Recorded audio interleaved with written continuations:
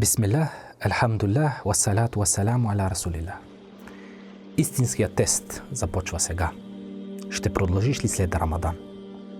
Рамадан беше изпитание, но истинският тест започва след него. Ако ставим добрите навици, които изградихме, какво тогава наистина сме постигнали?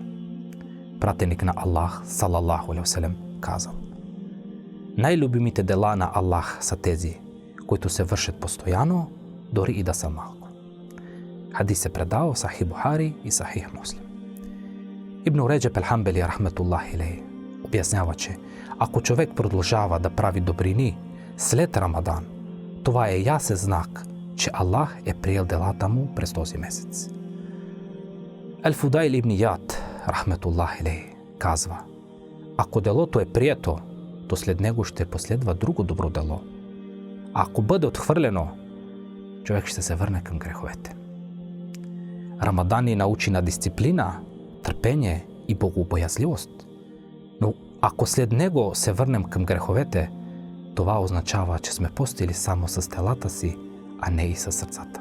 Представи си човек, който цял месец строи здрав мост, но след него сам го разрушава. Ще продължиш ли?